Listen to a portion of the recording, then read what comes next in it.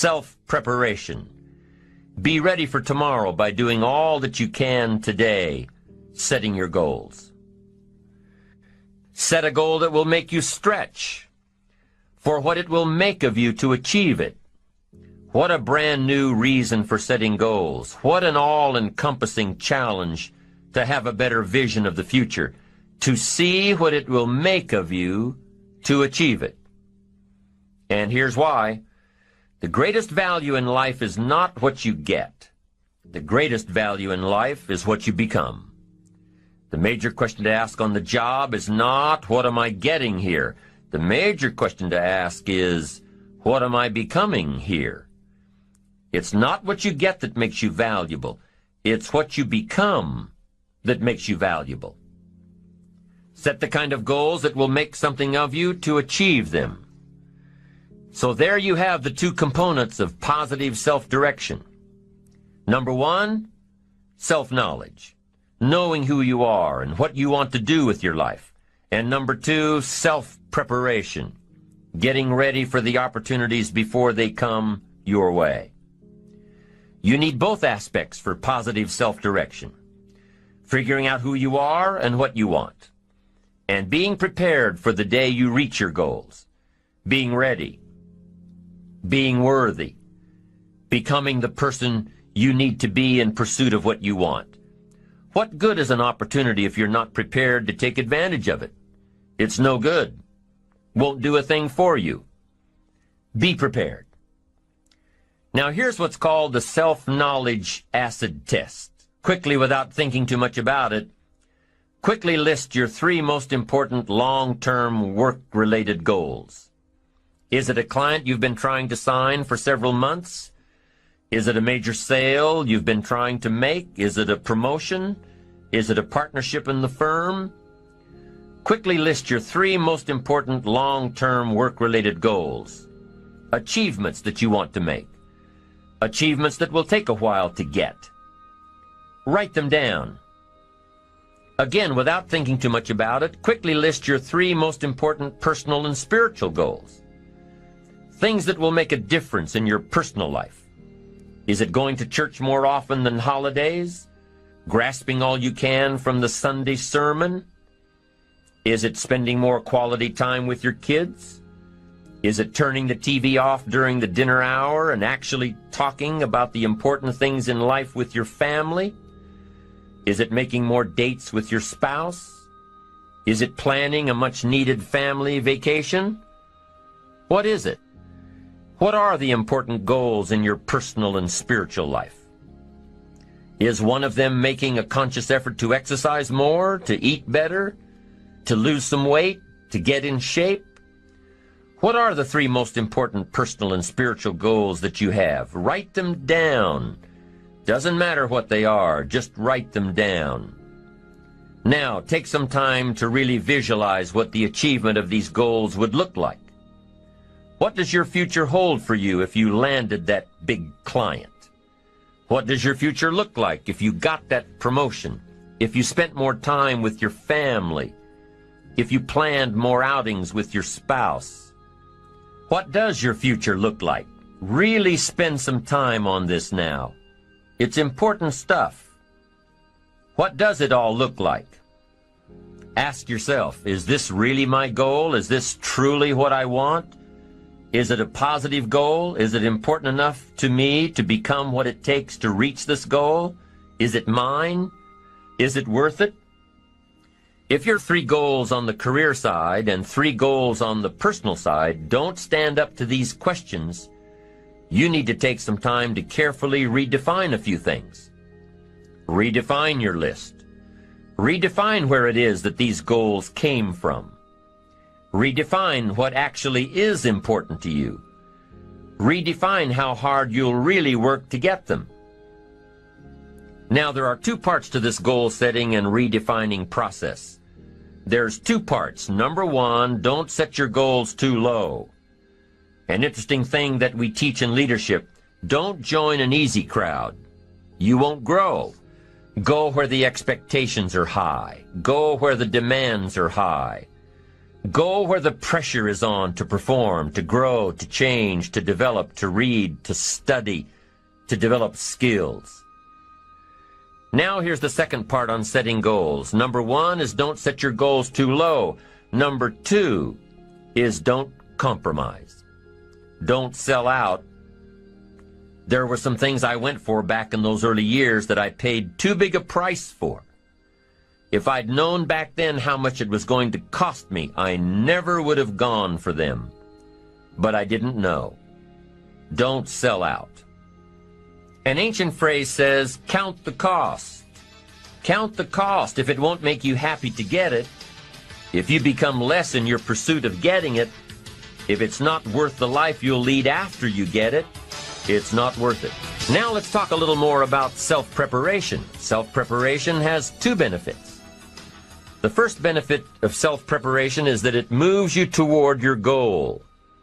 You've already got it in mind. You know where you want to go. You're getting ready for it. You're doing all the things you're supposed to do. And by getting ready to achieve your goals, you're moving closer to your goals. That's how it works. The second major benefit to self-preparation is that it refuels your ambition. Your activity refuels your ambition. The things that you are doing today are getting you ready for tomorrow. It's exciting. You know that you're getting closer every day. Ambition must be kept alive, be kept active, must continue to move forward. Otherwise, you're just daydreaming. You must keep active, keep moving forward so your ambition can fuel you, motivate you, get you where you want to be. Self-preparation. The benefits are, number 1, it moves you toward your goals, and number 2, it refuels your ambition. Be prepared. Get ready. This method of self-preparation involves 3 steps. Step 1. Carefully consider where the next opportunity for reaching your goal will originate. Where will it come from? Will it come from networking with your colleagues? Will it come from reading the last book that you bought? The book that's still sitting on your shelf waiting to give you some answers? Will it come from you taking the time to think it out? Where will it come from?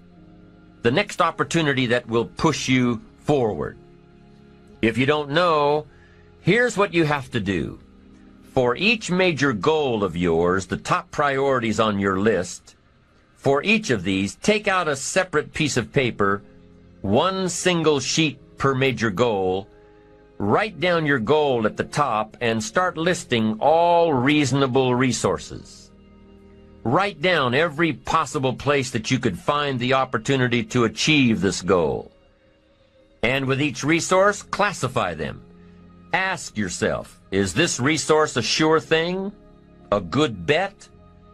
About even chances? Unlikely? A long shot? Ask yourself these questions and classify all of the resources you have written down. That's the first step. The second step in this method of self-preparation is to make sure you know what you need to do to be prepared for your opportunities. Take your sure things first. Figure out what you need to do to be prepared when they happen. Break down your preparation into concrete steps. Make sure that you know exactly what you have to do to take advantage of the opportunity when it comes your way. Let's say that one of the top priorities on your career list of goals is to get this new client. Let's take it 1 step further to say that on your resource list for this goal is to have a lunch meeting with a friend who just happens to be the mentor of the client you're going after. Is this friend of yours a sure bet on your resource list? Well, let's say he is. I mean, you know this guy is a tremendous consulting source for the client you want. The client you want really listens to the opinions and advice of your friend. So you're getting ready to have lunch with your friend. What do? You've got to make sure that you're up on all the knowledge and the industry data that will impress your friend. Make him realize that he knows someone who could benefit from your knowledge and your vitality and your spirit and your experience. Impress him. Impress him so much that he goes back to his friend, the client you're after, and tells this prospective client of yours that he needs to do business with you.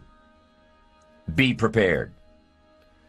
Go through your entire list of goals and resources and classify them. Break each resource into concrete steps of preparation. Start by working on the sure bets first, and then move down the line. The long shots will come through every so often, but start with the resources that will serve you best now. Get ready for the opportunities before they come your way. Step 3 in the self-preparation method is to do all you can to make each opportunity more likely to happen. After you've determined what you have to do to get ready, to be prepared, after you've determined this, see what you can do to expedite the process. What can you do to increase the likelihood of this opportunity? Go over it and over it and over it. Use these 3 methods again and again as you assess where you are now and where you have to go next to keep moving toward the achievements that are most important to you. Step 1, consider your resources. Step 2, determine what you have to do to get ready. Step 3, expedite the opportunities. And by the way, this method of self-preparation works wherever you are in your journey, whether you're close to your goals or whether you're just starting your journey of self-direction. This method works. Have working knowledge to draw from. Continually work on yourself in preparation of where you want to be. Build a reservoir of thoughts and ideas and philosophies and experiences that are your own. Build, grow, change, get ready, be prepared. Be prepared for a life worth living. Now here are the 4 ifs that make life worthwhile. Number 1, life is worthwhile if you learn. Nothing worse than being stupid. Life is worthwhile if you learn. Learn from your personal experiences. Learn from other people's experiences. Second, life is worthwhile if you try. Now you've got to take what you've learned and see if you can try your hand at it. Someone says, well, you can't try, you have to do. No, you have to try. I put the bar up 2 feet and asked the kids who can jump 2 feet. I can, some say. I can't, some say. I don't know, some say. How are you going to know? You don't. You've just got to try. Just back off and run at it. How are you going to know if you don't try? Now, what if you knock the bar down? Does that mean you can't jump 2 feet? No. You have to what? Try it again. Of course, you have to try. Try it another way, but try. Try your hand at it. When the record book on you is finished, let it show your wins and your losses, but don't let the record book show that you didn't try. Next, life is worthwhile if you stay. You've got to learn to stay. Now, you don't have to stay forever. Just stay till you see it through. A guy builds a foundation, and then he wanders off somewhere and builds another foundation. He's got these foundations scattered all across the country. I mean, no walls, no roofs, just a bunch of foundations. Not a good reputation. Stay. You don't have to stay forever. Just stay to finish something. Don't fall into the trap of less than refined sophistication. Stay till it's over. The 4th if that makes life worthwhile, 1 is if you learn, 2 is if you try, 3 is if you stay, and 4th if that makes life worthwhile is if you care. Caring is a unique human experience that is so vital and so powerful and so all-encompassing and so far-reaching. If you care at all, you'll get some results.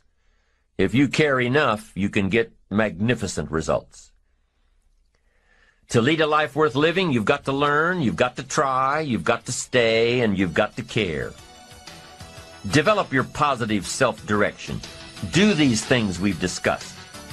Remember the 4 ifs, and you're on your way to building a life worth living. The second principle of building ambition is self-reliance. Number 1 is self-direction. Number 2 is self-reliance. Taking responsibility for your own life. Taking responsibility for whatever happens to you. Knowing that you have consciously made the decisions that are now affecting you. Knowing that what is happening now, today, is the direct result of your activity, what you did yesterday. Self-reliance is basically counting on yourself. Now, being self-reliant doesn't mean you can't work with others or trust others. Self-reliance means counting on yourself, trusting yourself, being confident with yourself, being responsible to yourself, trusting your own instincts, trusting the conclusions that you have developed from your study of experiences and philosophies, taking the credit that is due you, learning from the mistakes that you have made, being self-reliant. Gestalt psychologists give an example of being self-reliant. They say that you're responsible for getting caught in the rain. They say that by deciding not to carry an umbrella every day, you have made the decision to endure an occasional drenching. Translation: by not being prepared, you make the choice of getting caught in some of life's unpleasant circumstances. Be they rain, failures, economic losses, relationship losses, professional losses, personal losses. By not being prepared, thinking ahead, it's your choice. Now here's the other side of it. By being prepared, you increase your chances of success. You increase the likelihood. By being prepared, you increase your chances of success, of seizing opportunities when they come your way, of being ready within yourself to take advantage of once-in-a-lifetime situations. Some people tend to blame others for their mistakes, blame others for their failures. Somebody says, it's not my fault the report isn't done, so-and-so didn't do their part. Of course it's your fault. It's your report too. It's your responsibility to see that everyone you delegated work to does their part. Now, you can't control what others around you do, but it's in your own best self-interest, your enlightened self-interest, that you stay on top of things, especially if it's going to affect your future. You think your boss cares that John didn't do his part? You think he sees John as the bad guy? Of course not. All he sees is that the report isn't done, bottom line. Be responsible for the things that affect you. You can make sure you're more responsible by checking in with those people who are working with you, the people who make up your team. You can be more responsible by saying, hey, John, how are you doing with your part? Do you need some help? Can we put somebody else in here to help you finish? Now, if John consistently doesn't handle his part, you've got to replace John. If he isn't doing his share, you've got to find somebody that will. Or what? It will negatively affect you. You can't wake up in the morning that the project is due hoping and wishing that John has done his part. No, you've got to be responsible because it's going to affect your career too. Now, my approach to my better future very early on in my career was to just go through the day with my fingers crossed. And I used to say something like, I sure hope things will change for the better. Then here's what I found out. They're not going to change. Somebody says, well then, how will my life ever change? Answer, when you change. When you change, when you get better, it'll get better. If you change, it'll all change. Don't put it on someone else. Hope that someone else will change it for you. Take responsibility for yourself. Take personal responsibility. You can't change the circumstances or the seasons or the wind, but you can change your reading habits. You can change whether or not you go for the skills, burn the midnight oil, turn yourself around, multiply your value by 2, 3, 5, 10. That you've got charge of. That you have control of. You don't have control of the constellations, but you've got control over whether or not you go to night school, take adult classes, learn some new skills. You have control over that. And if you don't, that's your fault. You've got to take personal responsibility. You've got to be self-reliant. You. Nobody else can change your life, alter your ambitions, pave a golden road for you. But you can. It's up to you. Be responsible for yourself. Learn to reap the harvest without complaint. This is a sign of growing maturity. And here's where it comes from: taking full responsibility. Take full responsibility for everything you do. Be responsible to yourself. It's your crop. Whatever your paycheck is, take full responsibility.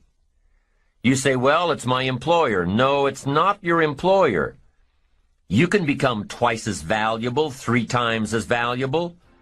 Burn the midnight oil, learn some more skills, bring more value to the marketplace. I'm telling you, whatever your harvest is, take it without complaint. Take it without blaming others. Self-preparation leads to control over your life. We discussed this in the last session.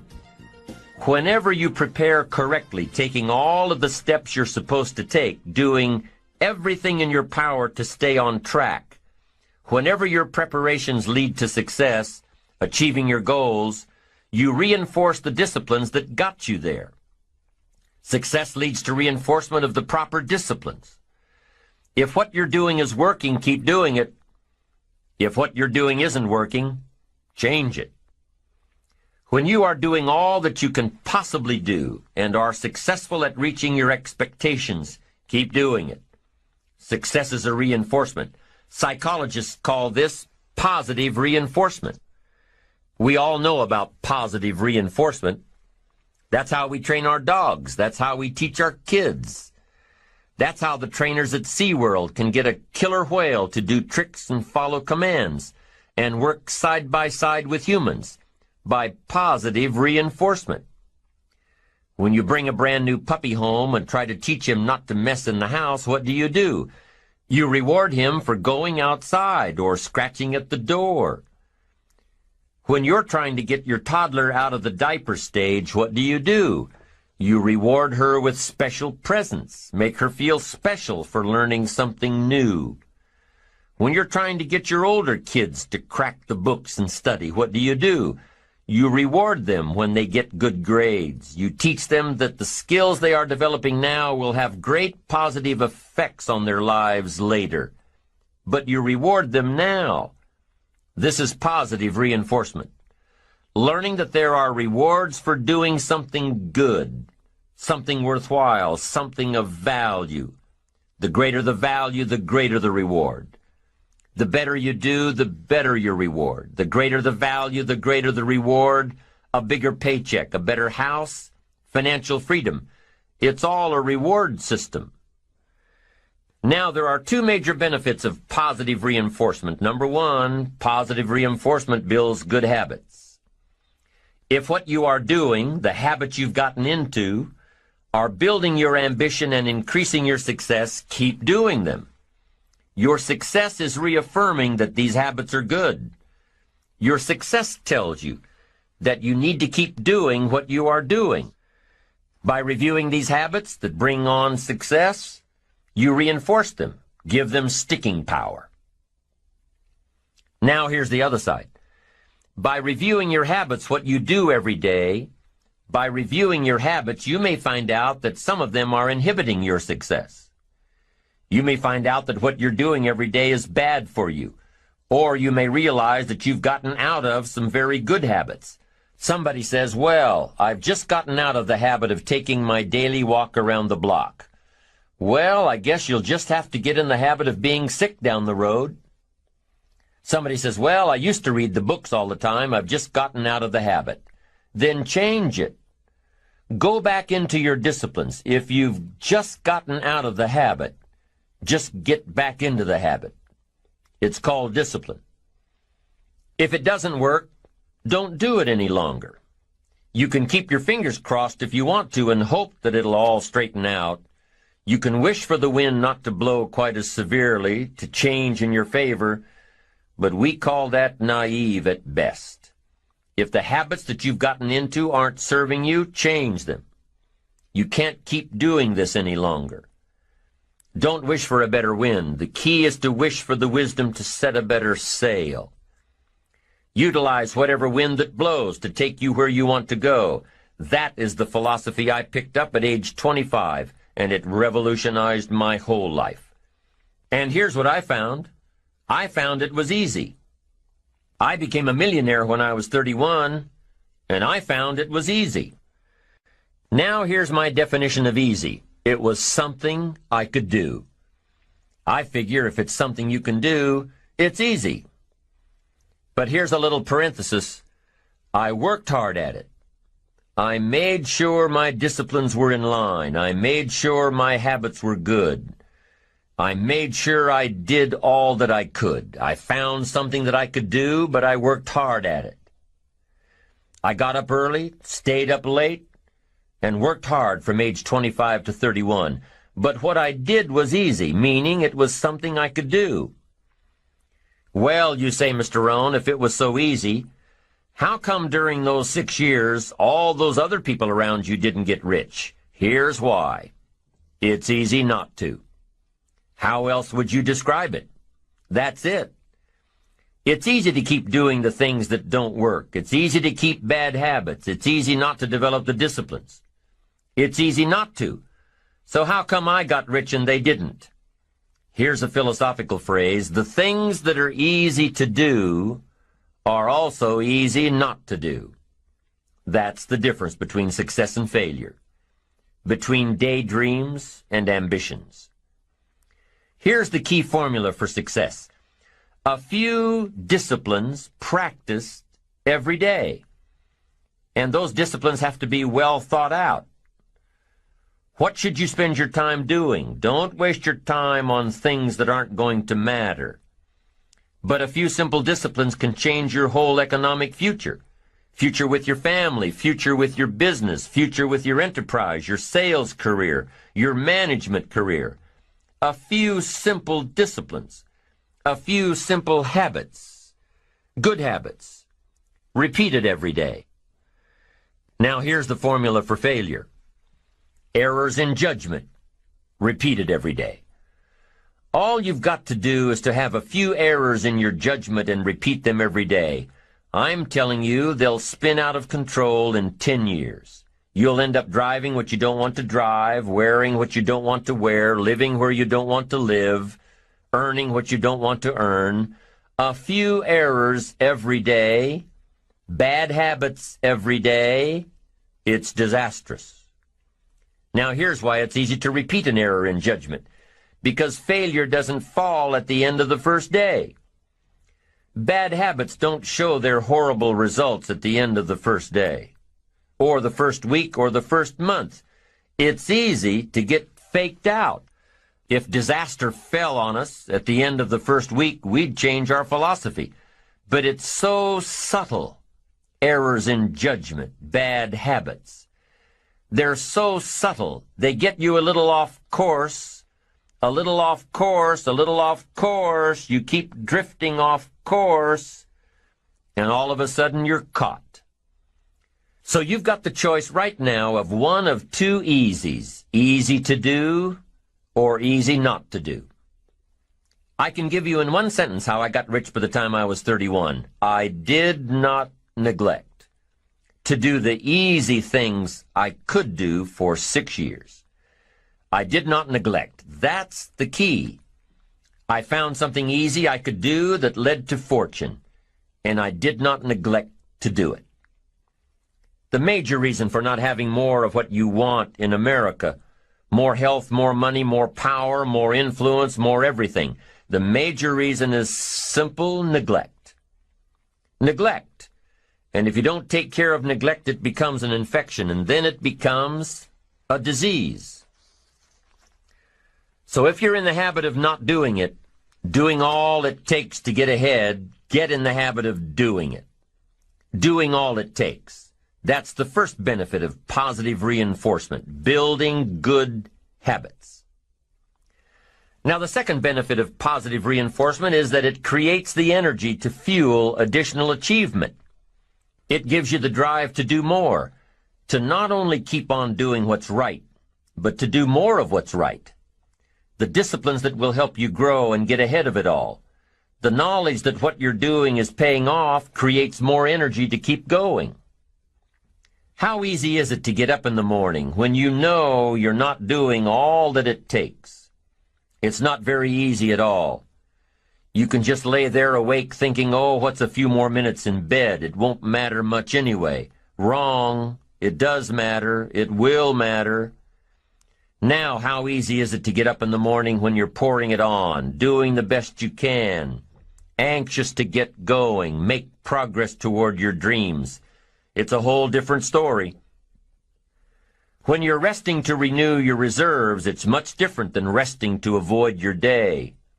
When you're psyched up and excited for your life, when you're excited for what you've planned to accomplish for the day, it's amazing. You'll wake up before the alarm clock even tries to startle you awake.